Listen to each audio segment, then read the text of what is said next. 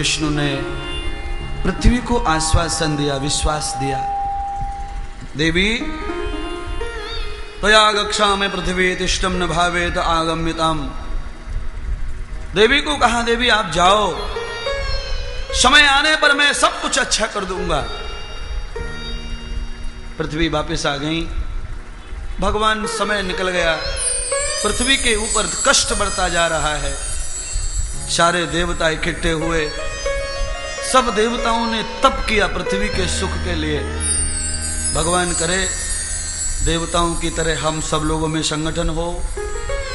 भागवत इसीलिए हम लोग सुनते हैं, किसी की नाचारी, किसी का दुख और गरीबी हम और आप सब लोगों को मिलकर बांट लेनी चाहिए। और हम और आप जब ये सब गरीबी बांटते हैं किसी की, तो हम और आप ही गौ अवतार हो जाते हैं। गौ मेधानाम लोक विभूषितम। हाँ, गौलोकवासी हो गए दादाजी, गौलोकवासी। आज 33 करोड़ देवताओं ने पृथ्वी की रक्षा के लिए तप किया और उस तप से देवताओं की शक्ति प्रकट हुई। उस शक्ति का नाम है गौ माता। पृथ्वी की रक्षा करने के लिए गौ माता का अवतार हुआ।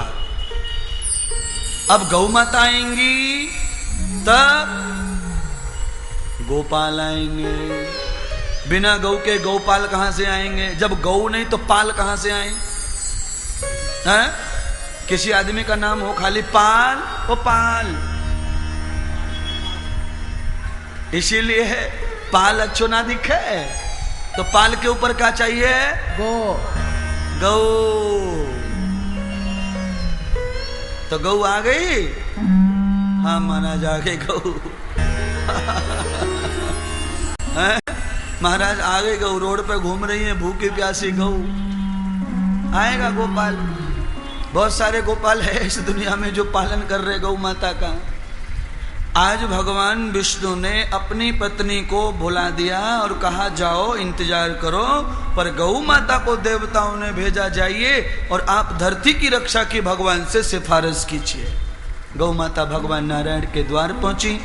वहां जाके धरती माता की सिफारिश गौ ने की कि अगर धरती पर पाप बढ़ गया तो मुझे चारा नहीं मिलेगा, तुम तो मेरे हो ना, तो मेरी रक्षा करो।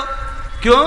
एक पुत्र का धर्म है कि जब माँ के ऊपर विपत्ति आ जाए, माँ के सीने पे नालायक आके चढ़ गए हों, तो पुत्र को चाहिए तलवार निकाल के सैकड़ों टुकड़े कर दे दुष्टों के।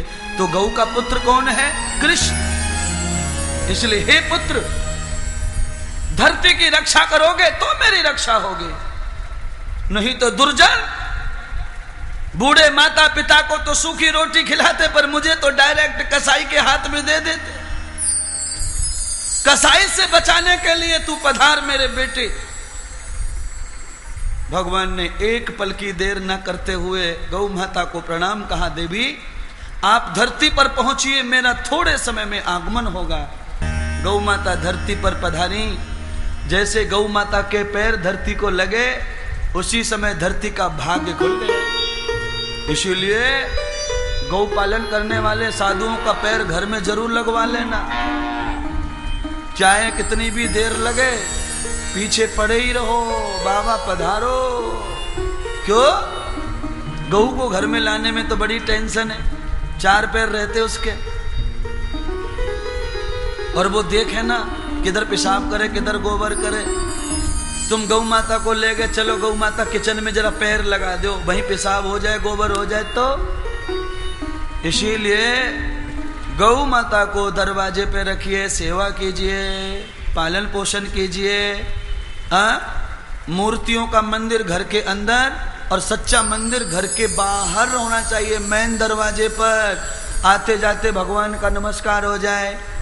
अंदर वाले कमरे में भगवान है और मोटरसाइकिल में किक मार रहा बाहर, प्रणाम कैसे होएगा?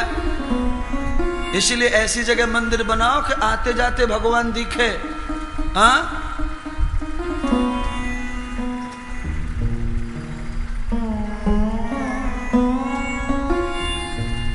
मंदिर किसका बनाएंगे? जो खा सके, पी सके, बोल सके, उसका मंदिर बनाइए। मंदिर का मतलब क्या रहता है? चारों तरफ से 4 दीवार खड़ी करो, ऊपर से आरसीसी का लेंटर डालो, उसमें पंखे लगाओ, उसके अंदर गऊ बांध दो। ये मंदिर हो गया गौ माता का। अब गौ माता का मंदिर हो गया तो कृष्ण भगवान को बिना बुलाए आना पड़ेगा, बुलाने की जरूरत ही नहीं। जहां जहां गौ वहां भगवान। हाँ भाई, हमारे आश्रम की बात पूछो तो हम तो 7 गाय लाए थे, दुर्जन लोगों से छिना के, कसाईयों से लाए थे 7 गाय, और कम से कम 5 महीने तक वो गाय पेड़ से बांध के रखी हुई, वहीं सेवा की उनकी। तो उस गाय ने जिस पेड़ से बांधा था वो पेड़ बिल्कुल 2-3 फुट का ही था, उसी से बांध दिया था हमने। तो वो पेड़ गाय ने खा लिया और गाय ने पैरों से कुचल कुचल के उसको ऐसा कर दिया, उंगली जैसा डंठल बना दिया। आज वही पेड़ दुनिया भर का बड़ा हो गया है। तो गाय के खाने से, गाय के कुचलने से भी उम्र बढ़ती है, नष्ट कुछ भी होता नहीं है। ये प्रमाण हमारे आश्रम का। और उसी गौ माता के पैर आश्रम में पड़े। भूमि पूजन करने के बाद हमने गौ माता लाई सबसे पहले, उसके बाद रोड बनाया। तो उस गौ माता की पैरों की वजह से आश्रम की सुंदरता 3 साल में ऐसी 50 साल जैसी हो गई। गौ माता ने सब कृपा कर दी, सब लोगों के अंदर भाव भर दिया, प्रेम भर दिया, दया भर दी। लोगों ने गौ सेवा की, गौदान दिया। हमने उसी से कुटिया बुटिया आश्रम सब खड़ा कर लिया, अच्छा हो गया। आज गाय भी खुश, हम भी खुश और भक्त भी खुश। आश्रम देखा तो मन में अच्छा लगता है। आ गया भाई, गुरुजी का आश्रम आ गया। पर आया कहां से? गौ माता के पेट से। गौ माता के पेट के लिए लोगों ने दान दक्षिणा बहुत किया, उसके पेट से ही इमारत बनी, सारी सुविधाएं वही है। तो इसीलिए भगवान करे, आज भगवान श्याम सुंदर की कथा में गौ की थोड़ी सेवा करते हुए आगे बढ़िएगा। जीवन में कमाना खाना लगा रहता है, औषधि और दवाइयों में पैसा रोज खर्च होता रहता है, उसमें से थोड़ा सा गौ सेवा में लगाते जाइए। जहां गौ सेवा मिले वहां करते जाइए। अमावस को, एकादशी को, प्रथमा तिथि को, पंचम तिथि को, पूर्णिमा को अपने हाथ से चारा गाय को खिलाना चाहिए, और बाकी तिथियों में चारे का दान कर देना चाहिए। भाई कोई भी खिलाओ, पर 5 तिथियों में तो अपने हाथ से चारा खिलाओ। क्यों? एकादशी भगवान विष्णु की, गाय को जरूर चारा खिलाओ। हाँ, अमावस भगवान शंकर की, गाय को जरूर चारा खिलाओ। हाँ? पंचम योग प्रबद्धते, पंचम माता लक्ष्मी की पंचम तिथि, गाय को चारा ही खिलाओ। क्यों? पृथ्वी की रक्षा होगी, खिलाइए, क्या फर्क पड़ता है। अब इस बात की कोई जरूरी नहीं है कि आप हमारे नाम पर ही दान करो, हमारी गौशाला में पैसा जाए। जहां अवसर मिले वहां पर सेवा कर देनी चाहिए। समय अच्छा रोज नहीं आता, बुद्धि भी सही रोज नहीं रहती। आज सत्संग चल रहा है, बुद्धि सही है, समय भी सही है। इसीलिए थोड़ा थोड़ा गौ सेवा करते हुए कथा को आनंद दीजिए। गौ सेवा करेंगे तो बालकृष्ण भगवान को बड़ा सम्मान होगा, क्योंकि प्रभु का सम्मान तभी होता है तब गाय की सेवा हो। भगवान की सेवा में गाय की सेवा पहले आती है। इसलिए सतगुरु सुखदेव राजा परीक्षित को दर्शन कराते हैं। राजन, आज मथुरा के राजा उग्रसेन ने अपनी बेटी देवकी का विवाह वसुदेव जी के साथ में निश्चित कर दिया। विवाह का परिणय हुआ। कंस के साथ में बेटी को रथ में बिठा करके विदा कर दिया। द्वार पर खड़े साधु ने वसुदेव जी को और कंस को कहा, नगत्तम न गक्षामि सूर्यम नमस्तः। हे वसुदेव, सूर्य अस्त हो गया है, अब आप मत जाइए। कंस महाराज, सूर्य अस्त हो गया है, सूर्य अस्त हो जाए तो नई दुल्हन को विदा नहीं करना चाहिए मंडप से। पर क्या करें, महाराष्ट्र 2:30 बजे शादी लगे, 3:30 बजे तक खावें, फिर फेरे पड़े, कुल मिला के सूर्य अस्त ही हो जाए और 6 महीने बाद तलाक के कागज घर पे आ जाए। गम्यताम सूर्य प्रवर्तते है। गौदूर की वेला में लड़की को विदा कीजिए। कब? जब छोटा सा चंद्रमा चमक रहा हो, आकाश में तारे जड़े हों, गाय अपने बछड़े को दूध पिला रही हो, चिड़ियां खेतों में जा रही हों, लोग जग जग के मुंह धो रहे हों, उस समय कन्या को विदा करना चाहिए। वो समय कौन सा रहता है? प्रातः। प्रातः जब चिड़िया घोंसला छोड़ती है वो समय कौन सा रहता है? जब चिड़िया घर छोड़ के जंगल जाए उसी समय अपनी कन्या को विदा करो। शुभ मुहूर्त बता दिया है, पंडित जी को पूछने की कोई गरज नहीं है। पंडित जी ने कहा 6:30 बजे विदा करना शाम को, शुभ मुहूर्त है। अब बताओ, शादी के बाद में विदा तो करना ही पड़ेगा। इसीलिए जो बेटी 24 साल तक घर में रही है वो एक रात और रुक जाएगी तो क्या धरती फट जाएगी? नहीं। शादी होने के बाद में 1.25 महीने राम और सीता अपने मायके में रही थी, सीता राम जी को लेके। शादी के 40 दिन के बाद विदाई हुई सीता की। क्यों हुई? रघुपति भजन देह रघुराई, धर्म योग सब कर्म ठिड़ाई। भगवान श्री राम उनके चरित्र, मर्यादा और समय के पालन करने हारे हैं। इसीलिए शास्त्र ये कहता है, शास्त्र का यही धर्म है। यहाँ पर बहुत सारे बूढ़े लोग बैठे होंगे, शादी हो जाती थी बूढ़े लोगों की और बीबी आती थी 5 साल के बाद में।